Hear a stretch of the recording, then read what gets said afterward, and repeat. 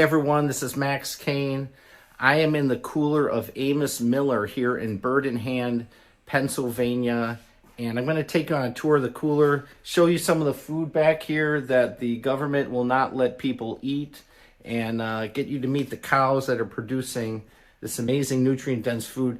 So if you're not familiar with the Amos Miller situation, Amos Miller is an Amish farmer here in Pennsylvania, living according to Amish beliefs, farming, raising food the way God created it, milking cows, unadulterated raw milk, healthy, grass-fed, nutrient-dense, life-giving milk is what this farmer produces. And he's teamed up with a community of some other farms that also supplies the customers. They're doing a great service for the American people and for their private membership that they sell to. All this food has been sitting in the cooler, detained for about a month now. Let's just kind of go on a tour here. This is, if you don't know about raw milk, it'll ferment over time. This jar right here exploded a little bit from the pressure. It's been in here for over a month. The salsa's detained, water kefir's detained, granola detained. That's unsafe. Look it up there. Can't sell maple syrup anymore. Pickled beets, canned fermented vegetables. This is how people used to make food before the big factories got a hold of it. We've got the Pennsylvania Department of Agriculture. Product under detention. Look at this yellow butter right here. Look at all this butter. Shelves and shelves of butter. Kefirs, yogurts. Whey is unsafe. We got a whole other room back there. I mean, this is easy $100,000 worth of food. Goat products, beautiful goat dairy product. Look at all this cheese here.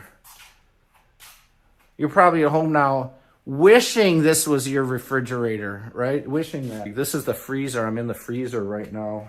Wow, look at all this, man. You got soup broth. Looks like some chicken stock, all kinds of different meats, just more detained product. This is really quite a shame. There's a court rally coming up on February 29th. Hope to see you there. I'm definitely going to be there. These devils are detaining food from the public. All right, Shalom.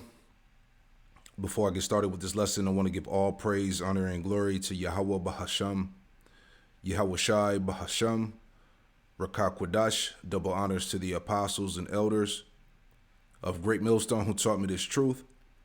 And double salutations to all you Akim out there laboring in the house of David, the elect, that's pushing his word with all truth, righteousness, and sincerity. Shalom to you, brothers, and shalom to the elect. I'm back with another quick lesson through the Holy Spirit, the Rakakwadash. Jumping straight into this article here. This is from the WLTreport.com. The headline, it reads, U.S. farmers issue dire warning. Okay. Famines and food shortages are on the way. So reading on here, it says, American farmers have now issued a dire warning to the nation.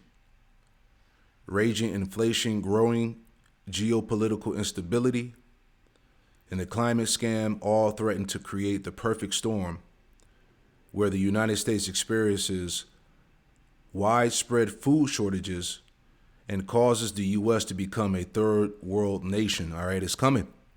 All right. And I wanted to get into this lesson because regardless of what the scenario is, regardless of what happens, Yahweh Shema Shai is going to sustain his very elect. He's going to sustain them. All right. It says, if we continue down the path we are on, soon we will be begging other countries for food. All right. And this is a reality that's coming to America, man, regardless if you believe it or not. It's prophecy. Is this really the position we want to be in as a country? I know I don't want to be begging other nations for food. Our situation is made even more perilous due to the continued purchases of U.S. farmland by China, the number one adversary to the United States. All right. So let's get into this real quick. All right. Dire times are coming. Ezekiel 4:16, and it reads, it says, Moreover, moreover, he said unto me, Son of man, behold, I will break the staff of bread in Jerusalem, and they shall eat bread by weight and with care, and they shall drink water by measure and with astonishment, all right? Because we're coming into the times where food, resources, water, all right, all your basic necessities are going to be rationed out to you, all right? You're going to have limited access to your daily necessities, things that you need to survive, all right? The Lord said he was going to break the staff of bread, which is going to cause a famine, all right? As we're reading about here, food shortages, people are going to starve to death, all right? This is prophecy, and this is the judgment ultimately of Yahweh Shema Shai, verse 17. Ezekiel 4:17, it says, that they may want bread and water and be astonished with one another and consume away for their iniquity, right? Let's read that in NLT real quick. Same verse as NLT, Ezekiel 4:16. It says, then he told me, Son of man, I will make food very scarce in Jerusalem, all right? Niggas are getting ready to starve, man. Go hungry. I will make food very scarce in Jerusalem, and it will be weighed out with great care and eaten fearfully. The water will be rationed out drop by drop, and the people will drink it with dismay. Lacking food and water, people will look at one another in terror, and they will waste away under their punishment. You see that? See, people really don't understand what the Lord has in store for this place, man. All right? Shit is about to get real ugly. All right? Let's play this clip, man. This came out about 8-9 days ago. It says U.S. farmers warn sustainability and inflation are shrinking beef supply. So let's play this. As the global elites dine on the finest cuts of Wagyu beef, they stay up late at night worrying about cows. Globally, cows and other livestock are responsible for about 40% of methane emissions, a potent greenhouse gas. In digesting their high-fiber diet, cows emit methane as a byproduct, making them one of the least climate-friendly sources of food on the planet. They want fewer cows and restrictions on the ones that are left. Agriculture contributes about 33% of all the emissions of the world. We can't get to net zero. We don't get this job done unless agriculture is front and center. We got to push more. We got to be more militant, maybe. Mr. Militant, Claymation, must be thrilled to see that, according to the USDA, beef cattle inventory has hit its lowest level in decades. We're actually running low on cows. Now, to put this into perspective, the last time inventory was this low, outgoing climate czar John Kerry was testifying before Congress about ending the Vietnam War. Now, what does that all mean for you? Some ranchers say a food crisis may be in our future. I'm joined by two of them now. Shad Sullivan is a cattle rancher based in Texas and Colorado, and John Boyd Jr. is a fourth-generation cattle rancher and founder of the National Black Farmers Association. John, let's start with you. I know you're dealing with the effects of the previous drought, but when you add up all the factors and the political pressures that are brought to bear here, how bad could this get for the American consumer of beef? Well, you know, the farmers are going out of business every day. And what's happening is America's beef cattle producers are depleting their herds, so they're not having more calves so that they can multiply. We are producing 1 billion pounds less of American beef than we were last year this time. So this is a crisis that's going to affect every American at the local grocery stores. But Right, you see? Dire warning from these U.S. farmers. All right? It's in the news. They're talking about it. The famine, the food shortages are coming. All right? It's Isaiah 19 in the NLT. Isaiah 19:4 says, I will hand Egypt over to a hard, cruel master. A fierce king will rule them, saith the Lord Yahweh Shema Shai of heaven's army. So as we bring this scripture out, you know, the Lord has allowed Esau, which is pretty much the left hand, going into these elites to bring forth the famine. all right, to bring that chokehold over the people, man. All right, they're killing the cows. There's a reason why when you check on the social media, you know, all these videos popping up about different farms set on fire, chicken coops exploding, things like that. It's all being set up to get rid of the cows and the chickens. You see, farmers are being shut down. They're not allowed to produce any more crops. So all of this is being intentionally done. All right, it's an orchestrated famine. All right, and it's being done by the hands of the elite. Verse 5, it says, the waters of the Nile will fail to rise and flood the fields. The riverbed will be parched and dry. Everything in America, spiritual Egypt, if you will, is being dried up. The canals of the Nile will dry up, and the streams of Egypt will stink with rotting reeds and rushes. All the greenery along the river bank and all the crops along the river will dry up and blow away. See, this is the judgment of Yahweh Ba'ashem Yahushai upon spiritual Egypt, America, Babylon. It says the fishermen will lament for lack of work, right? That's why, as we heard about these, these farmers are crying out, and it's not just in America; it's all over the world, man. All right, they're in the chokehold of the elite. Okay, they have to give up their farms. They have to stop producing food. Okay, which is going to affect the whole planet, the supply chain. It says, Isaiah 19:8, it says, the fishermen will lament for lack of work. Those who cast hooks into the Nile will groan, and those who use nets will lose heart. There will be no flax for the harvesters, no thread for the weavers. They will be in despair, and all the workers will be sick at heart. Yeah, and that's what's happening now, man. Okay, no work for Egypt. All right, farms are being shut down. No more producing food and crops. You know, they have to euthanize the cows and the chickens. All right, they're killing all the animals for people to starve. You see, it's all being set up here, right?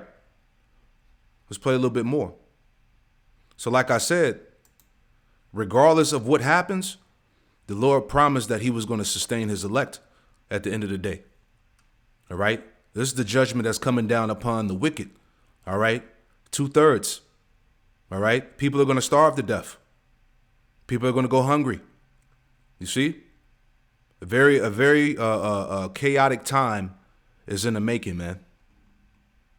Here's what's problematic for me. We help all of these other foreign countries, $100 billion to Ukraine and help Ukraine farmers, but we won't help America's farmers right here at home. We have farmers facing farm foreclosure, and USDA will not stop farm foreclosures in this country for direct loans, guaranteed loans, and other agricultural lenders. And I've made that request on your network many times. We're down to 40,000 black farmers in this country. And guess what? We're facing extinction. And these policies aren't helping cattlemen like myself stay on the farm. We have the highest input costs that you've seen in decades. Diesel fuel prices going through. And this is why farmers can't stay on the farm. We But this need is what good they want. policies that they can. Yeah, this is what they want, man. All right. Ultimately, this is what Yahweh Ba'ashem Yahushua wants, man. He said he was going to break the staff of bread. All right. Everything is drying up. The food, the water, the economy, the morality, the faith in America. All right. Everything is done. Yeah, John, this is what they want. High energy costs hurt Americans. And Chad, I know you're chomping at the bit here, to use a phrase relevant to horses and cows. But what is your take here on how and why this is happening beyond the cyclical effects of weather? Yeah, you bet. John, what John is talking about is a symptom of the overreaching problem. And the overreaching problem is globalism. It's the global elites claiming that climate change is ruining the world and that we must implement sustainability, which is just production and consumption control across the world. We see it going on all over. That because of this, it is because we're becoming vertically integrated. in our system. The beef cattle industry is the last bastion of freedom. And so we have to take the bull by the horns, so to speak, and stop these global elites from implementing all of this, these regulations, these sustainable regulations that they claim that cattle are ruining the planet. And we have to stop that and make sure people understand that sustainability is nothing but communism, any ism except Americanism, and it's coming from the top down. We are a nation whose laws are from the bottom up, and we need to be controlling that. John is right in everything that he says, but it's a symptom of what is going on, and we have to get on top of that. Otherwise, we will see Americans eating bugs in the next 20 years, as we know that two of the four major meat packers have invested heavily in bugs. One, Tyson Foods, announcing 2 weeks ago that they're going to build a $500 million plant for crickets. So this problem is real, but it's a liberty and freedom issue, and that's where we have to focus on. We have to stop this. John, really quickly, you saw what's going on, and you've seen what's going on in Europe, and the European farmers protesting en masse in Paris and in Germany, Norway, goes on and on. They want to take their land, and they want to put a lot of those farmers out of business. Why, John? Why? Real quick. And they're doing the same thing in these countries because they're seeing the same things that we're seeing right here in the United States, and stuff. We've been too quiet here. And, I looked at that climate bill in the... Make a quick point, man.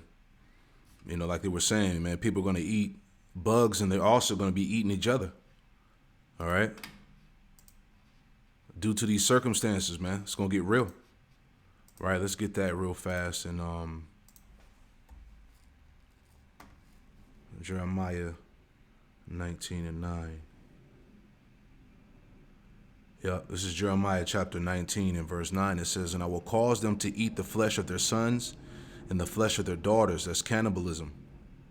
"And they shall eat every one the flesh of his friend in the siege and straightness, wherewith their enemies and they that seek their lives shall straighten them." You see that? So all this, as we're watching in this video, all right, the elites are the ones that's causing this, man. Really, at the end of the day, it's Yahweh Shemel Shah, but he's using the left hand, these elites, to bring forth this the straits. All right, so people are going to be eating bugs, and they're going to also be eating each other, man. All right, these things are set up to happen. This is the judgment of the Lord, right? And as we're hearing in the video, right, these devils are constantly being called out. Okay, so this is Micah 2:3, straight to the point. It says, "Therefore thus saith the Lord, Yahweh Shemel Shai, behold, against this family do I devise an evil from which ye should not remove your necks, neither shall you go hardly, for this time is evil." All right, so right now we're at the point where, these devils, these elites, they can't escape.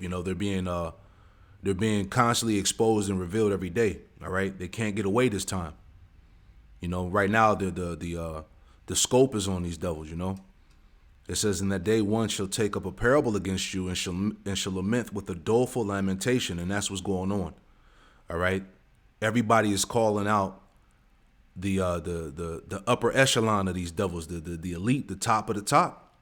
They're responsible for all of the chaos and turmoil that's going on in the planet. The straits, the famines, the destruction. Okay, so it's not a secret no more, man.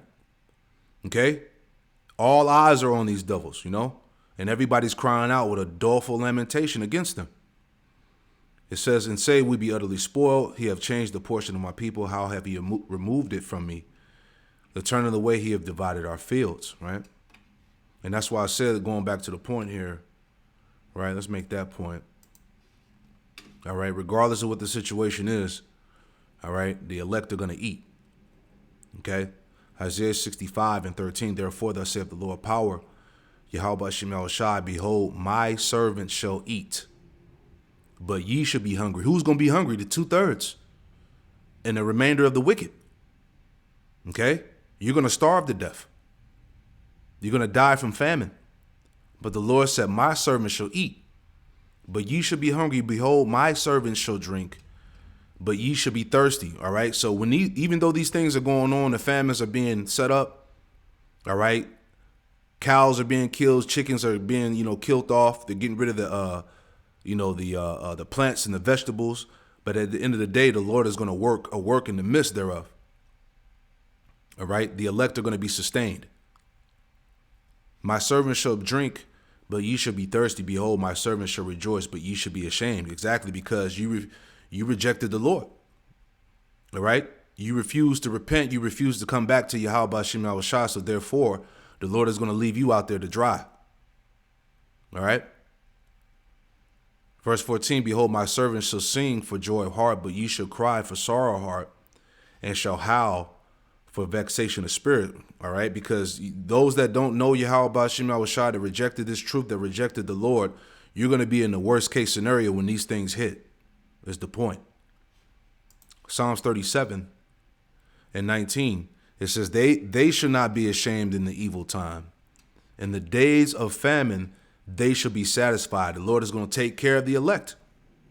The elect are not going to be ashamed in the evil times, as we see that are vastly approaching. In the days of famine, they shall be satisfied. So the elect are going to eat regardless. All right. Monies that they put out there, $3 billion, and it went to large companies like Pepsi Cola, who hasn't contracted. Why are we funding Pepsi Cola to find black farmers to do some kind of climate outreach?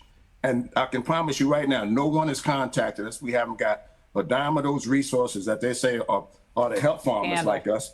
That's the problem. So the monies go to everywhere else. They go to foreign countries. They go to Ukraine. They go to Ukraine farmers.